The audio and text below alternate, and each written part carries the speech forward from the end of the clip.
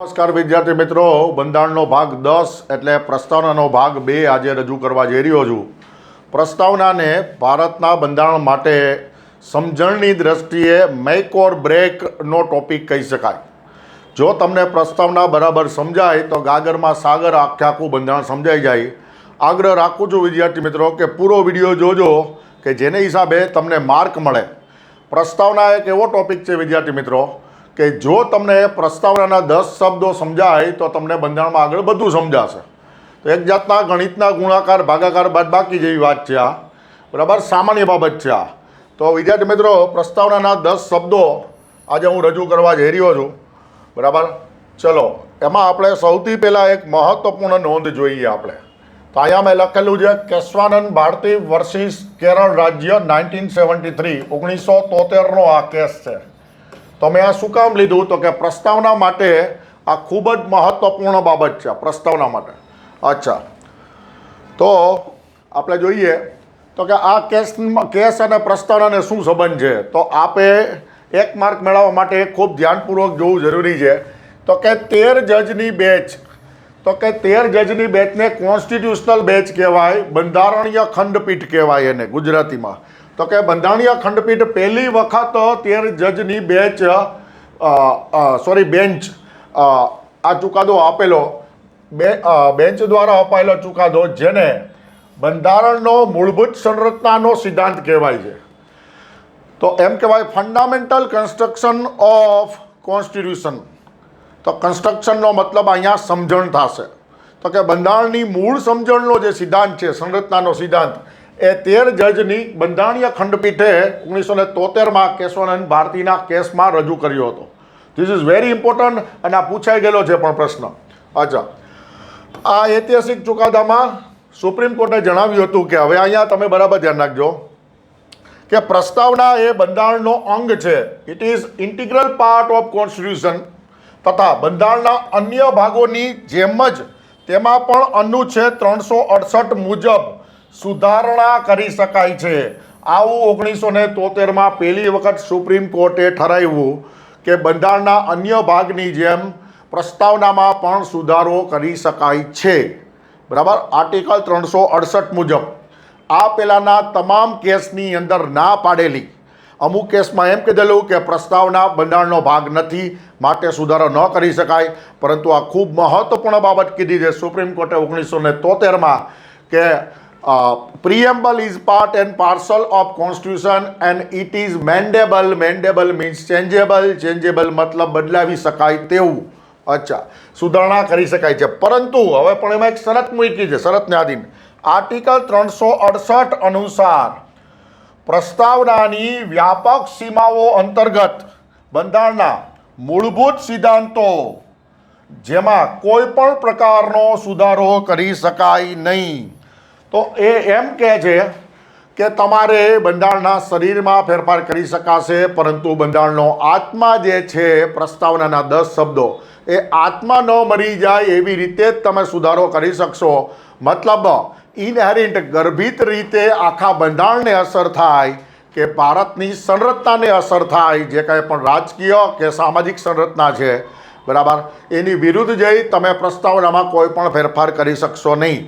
તો માટે બરાબર સમજો, પ્રસ્તાવનાને મૂળભૂત સંરચનાનો સિદ્ધાંત કયા કેસમાં કીધું? Keshavananda Bharati versus state of Kerala. હજી શોર્ટ એન્ડ સ્વીટ કહી દઉં. શું પ્રસ્તાવનામાં ફેરફાર શક્ય છે? હા, છે, બરાબર. અન્ય ભાગોની જેમ ફેરફાર શક્ય છે? તો કે હા, છે. અચ્છા, પરંતુ કેટલે જ સુધી શક્ય છે? તો કે બંધારણના મૂળભૂત આત્માને અસર ન થાય તેવી રીતે, બરાબર. આ 10 શબ્દો જે છે એના વિશે હું છણાવટ કરવા જવાનો છું. આપ સ્ક્રીનશોટ લો અને આપ ગોખી લો આપ શું બાબત છે તે. ચલો, મૂવિંગ ટુવર્ડ્સ ફર્સ્ટ વર્ડ.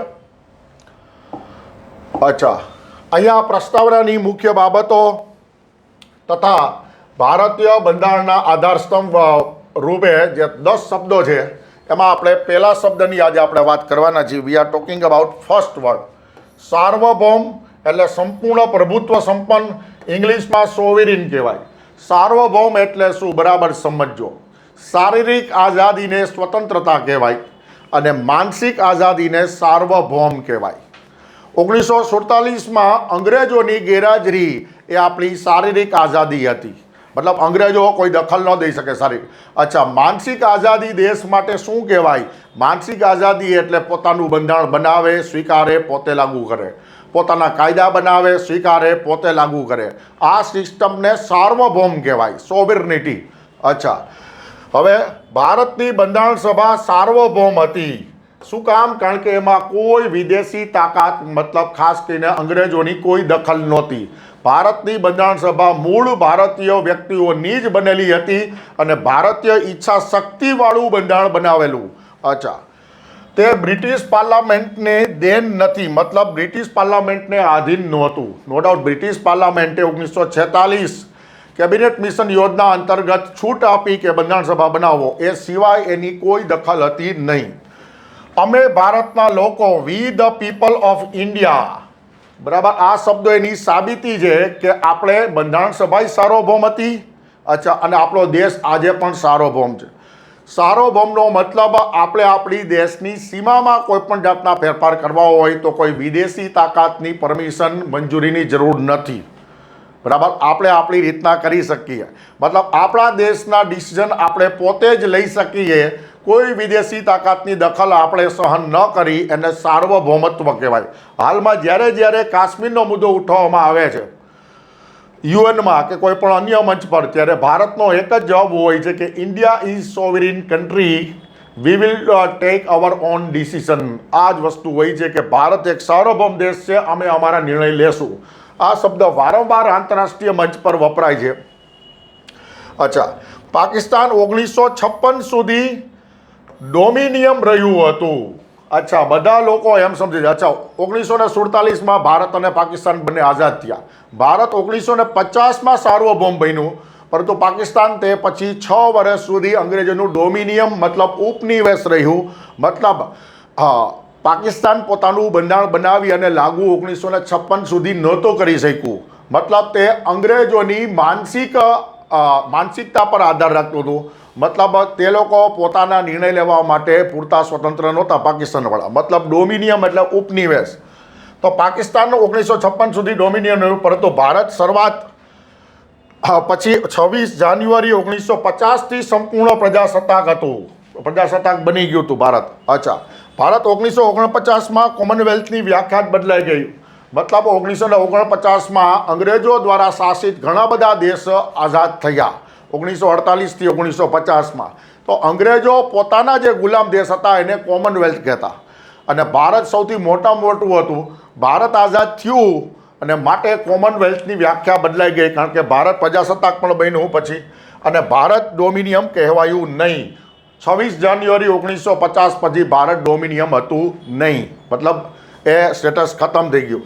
તો વિદ્યાર્થી મિત્રો, ખૂબ મહત્વપૂર્ણ શબ્દ પહેલો છે, આપ સ્ક્રીનશોટ લઈ રાઇટિંગ કરતા રહેજો. ચલો, બીજો શબ્દ. અચ્છા, લોકતંત્ર, લોકશાહી, ડેમોક્રેસી, ડેમોક્રેટિક. સૌથી વધારે મહત્વપૂર્ણ અનુચ્છેદ 3(6), 326 વયસ્ક મતાધિકાર, એડલ્ટ ફ્રેન્ચાઇઝી. 326 મુજબ 18 વર્ષથી ઉપરનો વ્યક્તિ જેનું નામ મતદાર યાદીમાં છે તે વ્યક્તિ મતદાન કરી શકશે. મત આપવા માટેની મુખ્ય શરત આ: ભારતનો નાગરિક હોવો જોઈએ, મતદાર યાદીમાં નામ હોવું જોઈએ. આ પ્રશ્ન પૂછાઈ ગયેલો છે જીપીએસસી યુપીએસસી બંનેમાં. 2 શરત મતદાન માટે: ભારતનો નાગરિક અને મતદાર યાદીમાં નામ. અચ્છા, 326 મુજબ આપણે મત આપીએ છીએ, બરાબર. અચ્છા, સંસદીય શાસન પ્રણાલી ભારતમાં કેવી છે? સંસદીય શાસન પ્રણાલી છે, રાજ્યસભા, લોકસભા, રાષ્ટ્રપતિ. લોકશાહી રાજ્ય એટલે આપને ખ્યાલ છે લોકોનું, લોકો વડે, લોકો માટે ચાલતું રાજ્ય કે શાસન. ભારત એ લોકશાહી રાજ્ય છે. કેવું છે? લોકશાહી રાજ્ય છે. અર્થાત ભારતની સરકાર સંપૂર્ણપણે લોકોને જવાબદાર રહેશે. આ પણ એક પ્રશ્ન છે, બરાબર સમજો. ભારતની સરકાર, two whom it is responsible, to the people of India. ભારતની લોકોને જવાબદાર છે. ભારતની પ્રજા, કેન્દ્ર, રાજ્ય અને સ્થાનિક સ્વરાજ એમ દરેક કક્ષાએ સાર્વત્રિક પુખ્ત વય મતાધિકારની પદ્ધતિથી સરકારની ચૂંટણી કરે છે. કેન્દ્ર સરકાર માટે લોકસભા, જેનાથી સરકાર બને. રાજ્ય માટે વિધાનસભા દ્વારા સરકાર બને તો એમાં પણ આપણે મતદાન કરીએ છીએ. સ્થાનિક સ્વરાજ, જિલ્લા પંચાયત, તાલુકા પંચાયત અને ગ્રામ પંચાયતમાં પણ મતાધિકાર છે. તો આ મતાધિકાર શું છે? 326 છે. શું છે? 326 મુજબ આપણે પુખ્ત વયનો મતાધિકારનો ઉપયોગ કરી છીએ. તો આ બીજો શબ્દ હતો લોકતંત્ર. પ્રસ્તાવનાનો બીજો શબ્દ લોકતંત્ર, લોકશાહી, ડેમોક્રેટિક. ચલો મૂવિંગ ટુવર્ડ્સ નેક્સ્ટ વર્ડ. અચ્છા, આ છે પ્રજાસત્તાક. This is very important for you to know. પ્રજાસત્તાકનો પહેલાં આપને એક વ્યાખ્યા કહી દઉં. ભારતમાં કેન્દ્ર સરકાર સંસદમાં કાયદો બનાવે, રાજ્યસભામાં પસાર થાય, લોકસભામાં પસાર થાય, પછી સહી કરવા કોની પાસે જાય?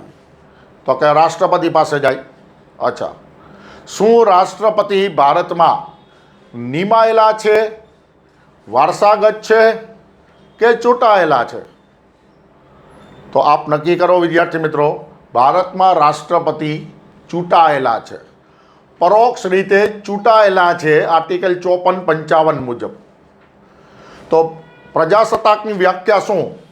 તો કે જે વ્યક્તિ દેશના ખરડા પર સહી કરે અને એ ખરડો જો કાયદો બનતો હોય, જે વ્યક્તિ ખરડા પર સહી કરે એ ખરડો જો કાયદો બને, તે વ્યક્તિ એટલે કે રાષ્ટ્રપતિ જો ચૂંટાઈને આવતો હોય, ભારપૂર્વક કહું, જો ચૂંટાઈને આવતો હોય તો સમગ્ર દેશ પ્રજાસત્તાક છે.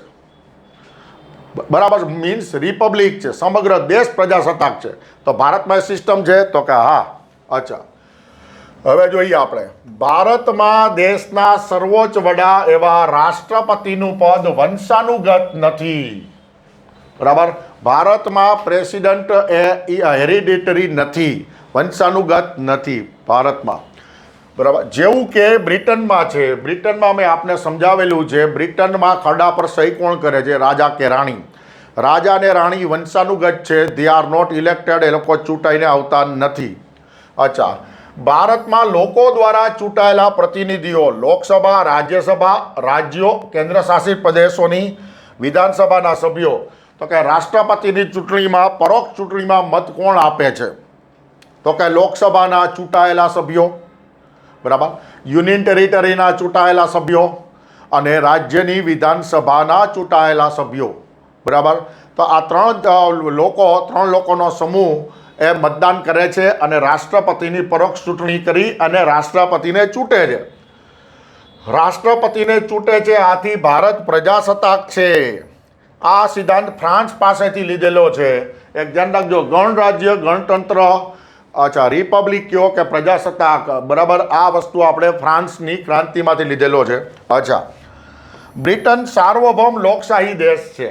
અચ્છા, Britain is sovereign and democratic. અચ્છા, બંને છે, પરંતુ પ્રજાસત્તાક નથી. બ્રિટન ઇઝ નોટ પ્રજાસત્તાક. શું કામ?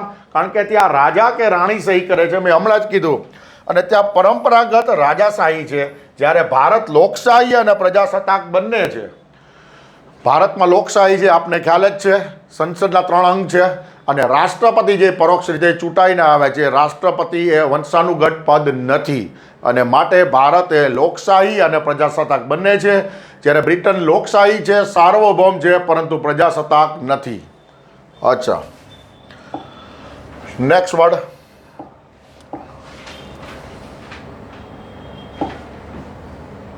અચ્છા, સમાજવાદી, સોશિયાલિસ્ટ.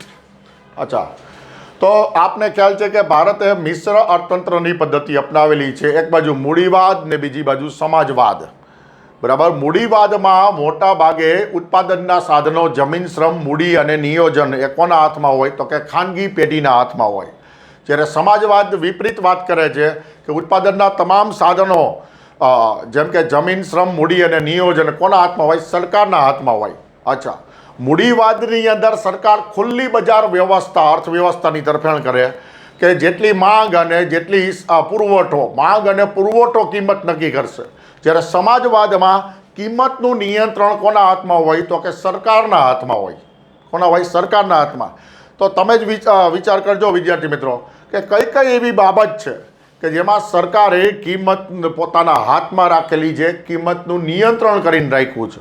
અચ્છા, કિંમતનું નિયંત્રણ કરવા માટે ખાલી નહીં, પરંતુ ગરીબોને લાભ થાય, એ અર્થમાં કિંમતનું નિયંત્રણ સરકાર પોતાના હાથમાં રાખે એને સોશિયાલિસ્ટિક પેટર્ન કહેવાય, સમાજવાદ કહેવાય.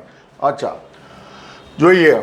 સમાજવાદ અર્થાત ઉત્પાદન અને વિતરણના સાધનો સંપૂર્ણપણે અથવા આંશિક જનતાના હાથોમાં હોય, સાર્વજનિક માલિકીમાં અર્થાત રાજ્ય કે સરકારના નિયંત્રણમાં બંધારણના અનુચ્છેદ 38 અને 39 દ્વારા સામાજિક અને આર્થિક અસમાનતા દૂર કરી સમાજવાદને પ્રોત્સાહન આપવામાં આવ્યું છે.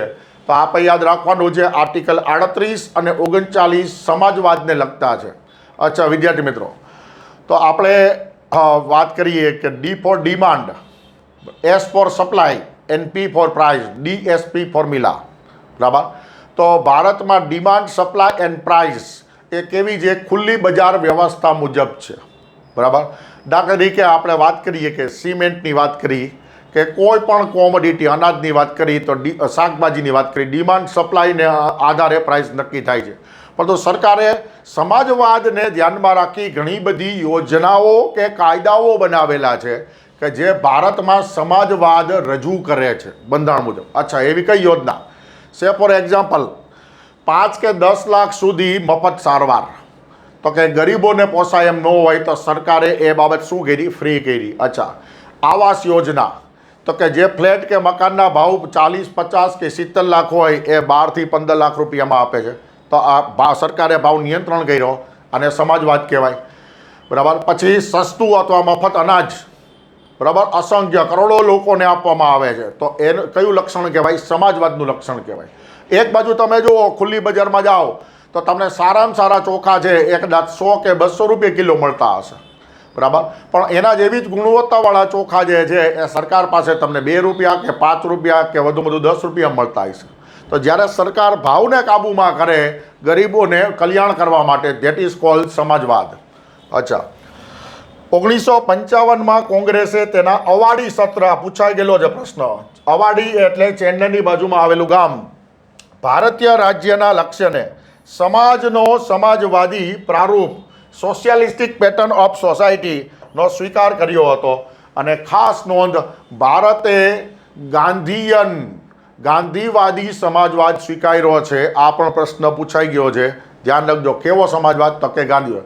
અને સમાજવાદ કેવો? તો કે કલ્યાણકારી સમાજવાદ સ્વીકાર્યો છે. સરકારનો ઈરાદો માત્ર ઉત્પાદનના સાધનો પર નિયંત્રણ રાખવાનો નથી. અહીંયા ચીનની પેટર્ન કે જૂની રશિયાની પેટર્ન મુજબ કડક હાથે ઉત્પાદનના સાધનો પર નિયંત્રણ રાખવાનો નથી, પરંતુ અહીંયા લોકોનું વધુમાં વધુ ભલું થાય, ગરીબને કલ્યાણ થાય એ અર્થમાં ઉત્પાદનના સાધનો, ખાસ કરીને ભાવ, પ્રાઇસ ઉપર કંટ્રોલ રાખવાનો ઈરાદો છે.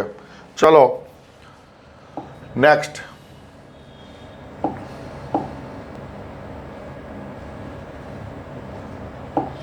અચ્છા, ધર્મનિરપેક્ષ 42માં બંધારણીય સુધારા દ્વારા પ્રસ્તાવનામાં જોડાયેલ 42મો બંધારણીય સુધારો ધર્મનિરપેક્ષ 1976ની અંદર આ 1976માં આ શબ્દ ઉમેરવામાં આવ્યો.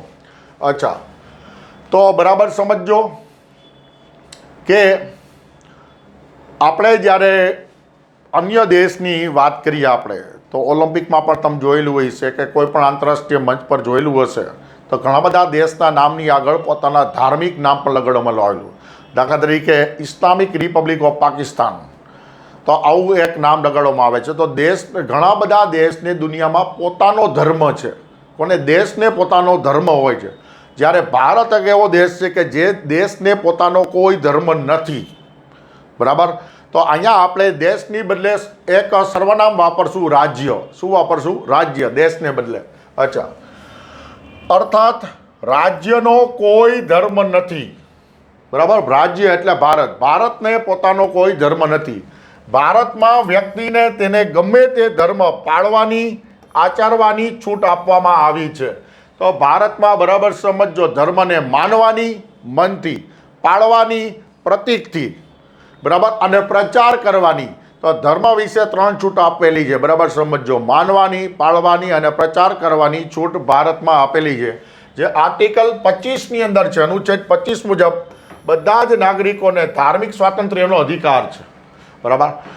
ભારતમાં રહેતા જુદા જુદા ધાર્મિક સમુદાયો વચ્ચે ભેદભાવ કરતી નીતિઓ સરકાર અમલમાં મૂકી શકશે નહીં. મતલબ ધાર્મિક આધારે નીતિઓ કે કાયદાઓ કે બંધારણમાં સુધારાઓ ચલાવી લેવામાં આવશે નહીં. બરાબર. અચ્છા, કોઈ રાજકીય અર્થઘટન ધાર્મિક આધારે કરી શકાશે નહીં એવું કહેવા માગે છે. અચ્છા, શું લખેલું છે કે ભારત નથી ધાર્મિક, ભારત નથી અધાર્મિક, ભારત નથી ધર્મ વિરોધી, પરંતુ ધર્મની બાબતમાં ભારત તટસ્થ રાજ્ય છે. અચ્છા, જો લખેલું છે ભારત નથી ધાર્મિક, નથી અધાર્મિક, નથી ધર્મ વિરોધી, પરંતુ ધાર્મિક બાબતોમાં ભારત કેવું છે? તટસ્થ રાજ્ય છે. It's a neutral state as far as religion is concern. અચ્છા, નેક્સ્ટ શબ્દ જોઈએ આપણે, છઠ્ઠો શબ્દ. બરાબર. વિચાર અભિવ્યક્તિ બે વસ્તુ, વિશ્વાસ, ધર્મ અને ઉપાસનાની સ્વતંત્રતા, કુલ 5 પ્રકારની સ્વતંત્રતા પ્રસ્તાવનામાં આપેલી છે. આ પ્રશ્ન પૂછાઈ ગયેલો છે, બરાબર ધ્યાન રાખજો. પ્રસ્તાવનામાં કેટલા પ્રકારની સ્વતંત્રતા છે? તો કે 5. પણ કન્ફ્યુઝ ન થતા, આર્ટિકલ 19માં 6 પ્રકારની સ્વતંત્રતા છે, જ્યારે પ્રસ્તાવનામાં 5 પ્રકારની સ્વતંત્રતા છે. યાદ રાખજો. અચ્છા, liberty of thought, expression, belief, faith and worship. અચ્છા, આર્ટિકલ 19માં 2 પ્રકારની આપેલી છે, વિચાર, બરાબર, થોટ, એક્સપ્રેશન, અભિવ્યક્તિ. જ્યારે આર્ટિકલ 25માં, બરાબર, આર્ટિકલ 25 થી 28માં વિશ્વાસ, ફેથ, ધર્મ અને ઉપાસનાની સ્વતંત્રતાનો સમાવેશ છે. મૂળભૂત અધિકારોમાં કરવામાં આવ્યું છે જે તેનું મહત્વ દર્શાવે છે. મૂળભૂત અધિકારની અંદર ધાર્મિક સ્વતંત્રતા આપેલી છે, બરાબર સમજો. અત્યારે પ્રસ્તાવનામાં ભણાવું છું, પણ 25 થી 28 મૂળભૂત અધિકારમાં પણ ધાર્મિક સ્વતંત્રતાનો ઉલ્લેખ છે. તો આપ સમજી શકો કે કેટલે હદ સુધી ભારત છે એ ધાર્મિક બાબતમાં તટસ્થ રાજ્ય છે. અચ્છા, બીજી એક આડ વાત કરું કે વિશ્વના તમામ ધર્મો ભારતની અંદર હાજરમાં છે, માનવામાં આવે છે, પાળવામાં આવે છે અને પ્રચાર પણ કરવામાં આવે છે, તમામ પ્રકારના. હિન્દુ, મુસ્લિમ, શીખ, ઈસાઈ, જૈન, બૌદ્ધ, પછી યહૂદી, પછી શિન્ટો, ઝેન, ઘણા બધા પ્રકારના ધર્મો છે. એ તમામ પ્રકારના ધર્મો ભારતમાં સમાવેશી છે, ઓલ ઇન્ક્લુઝિવ છે. તો ધ્યાન રાખજો. 19 મુજબ 2 વિચાર અને અભિવ્યક્તિ, 25 મુજબ વિશ્વાસ, ધર્મ અને ઉપાસના. પ્રસ્તાવનાની અંદર કુલ 5 પ્રકારની સ્વતંત્રતા.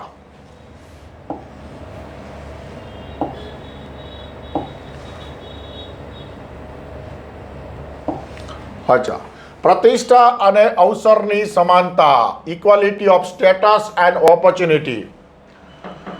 તો આની માંગ સ્વાભાવિક રીતે દરેક નાગરિક કરે જ તે કે દરેક વ્યક્તિને સેલ્ફ એસ્ટીમ, સ્વ પ્રતિષ્ઠા હોય, બરાબર, અને તકની પણ સમાનતા જોઈ. તો બરાબર સમજો. ભારતના બંધારણના ભાગ 3માં આર્ટિકલ 15માં રાજ્ય અને કોઈ પણ નાગરિક અન્ય નાગરિક સાથે ધર્મ, વંશ, જન્મસ્થાનના આધારે ભેદભાવ કરી શકશે નહીં. આ ઉપરાંત આર્ટિકલ 16માં પણ અવસરની એટલે કે જાહેર નોકરી કે સરકારી નોકરીની સમાનતા વિશે વાત કરેલી છે. આર્ટિકલ 326માં બધા જ નાગરિકો માટે સમાન સાર્વજનિક વયસ્ક મતાધિકાર, એડલ્ટ ફ્રેન્ચાઇઝીની વાત કરેલી છે. આર્ટિકલ 39માં સ્ત્રી અને પુરુષને સમાન વેતન અને સમાન પ્રતિષ્ઠા અને અવસરની સમાનતા પ્રાપ્ત કરવા માટેનો અધિકાર છે. તો આ હતી બધા લોકોને પ્રતિષ્ઠા. તો તમારે આર્ટિકલ પણ યાદ રાખવાના. તો કે પ્રતિષ્ઠા અને અવસરની સમાનતાની વાત આવે ત્યારે કયા કયા આર્ટિકલ આવશે? તો કે 15 આવશે, 16 આવશે, 326 આવશે, બરાબર, અને આ બધા આર્ટિકલ આવશે એમ કે, અને 39 આવશે. તો ખાસ જેને જો વિદ્યાર્થી મિત્રો નોંધ કરતા જાજો, બરાબર, લર્નિંગ અને લિસનિંગ બોર્ડમાં. ચલો નેક્સ્ટ જોઈએ.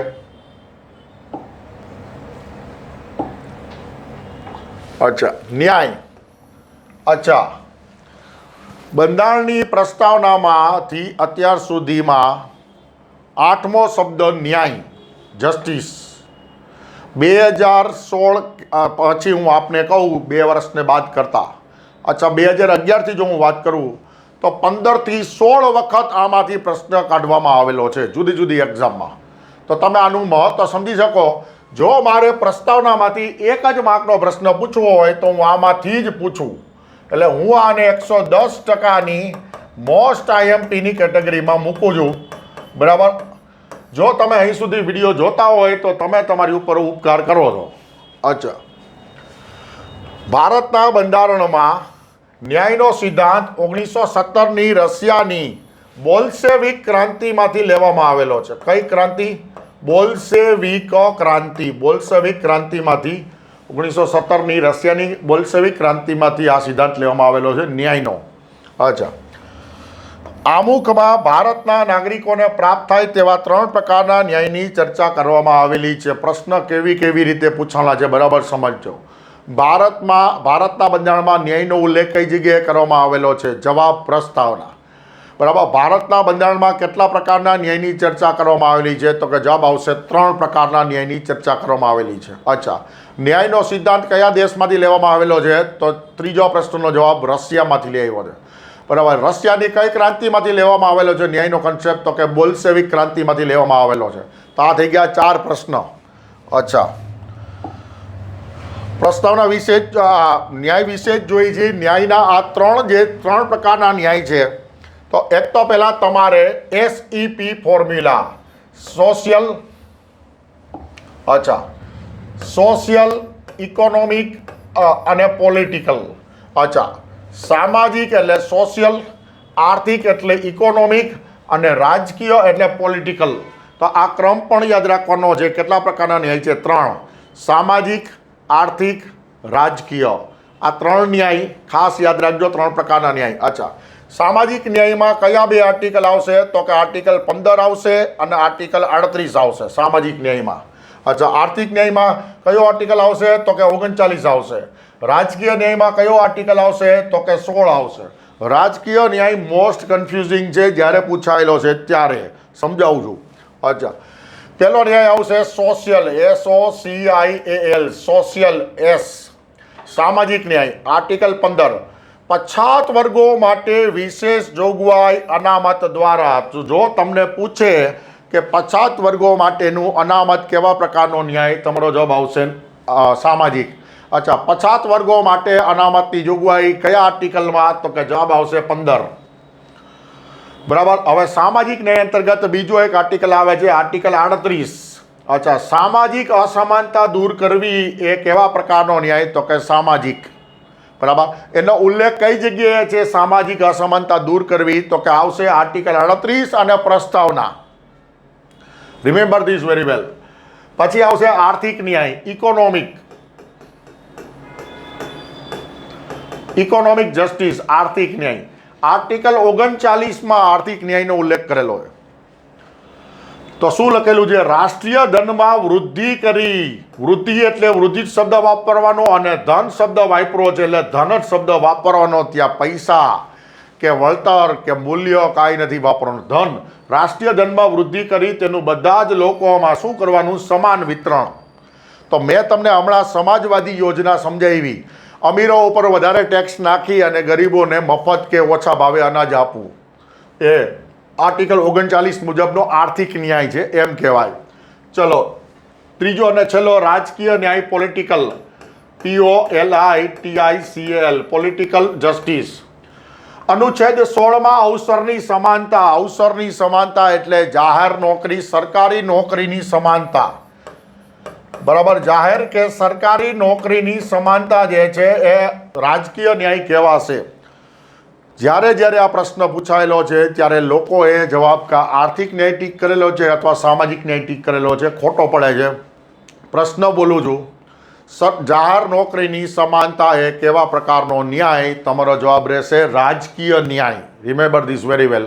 આ થોડું કન્ફ્યુઝિંગ છે કારણ કે લોકોને એમ લાગે કે નોકરી મેળવવી એ આર્થિક બાબત છે અને નોકરીમાં અનામત અને સમાનતા એ સામાજિક ન્યાય છે. પણ બરાબર સમજો, જાહેર નોકરી અથવા તકની અવસરની સમાનતા એ રાજકીય ન્યાય ગણાશે. ઓકે વિદ્યાર્થી મિત્રો, આગળ જઈએ.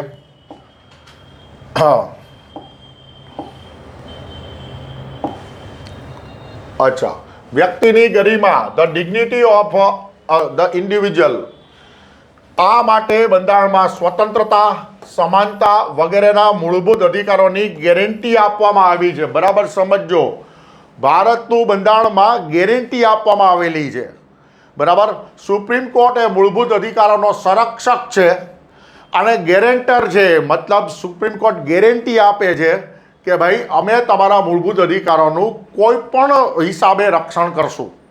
બરાબર, અને માટે એમ કહેવાય છે કે ભારતનું બંધારણ માત્ર અધિકાર આપીને શાંત નથી થતું. જો અધિકાર ન મળે તો ઉપાય પણ આપવામાં આવશે. ઉપાય એટલે આર્ટિકલ 32 અથવા એને ઇલાજ પણ કહી શકાય.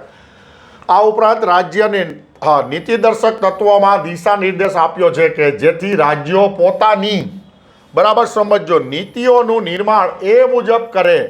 મતલબ રાજ્યો પોતાના કાયદા જે મુજબ બનાવે કે બધા નાગરિકોને આજીવિકા માટેના સાધન, કામની ન્યાયસંગત અને માનવોચિત દશાઓ તથા એક યોગ્ય જીવન સ્તર ઉપલબ્ધ થાય.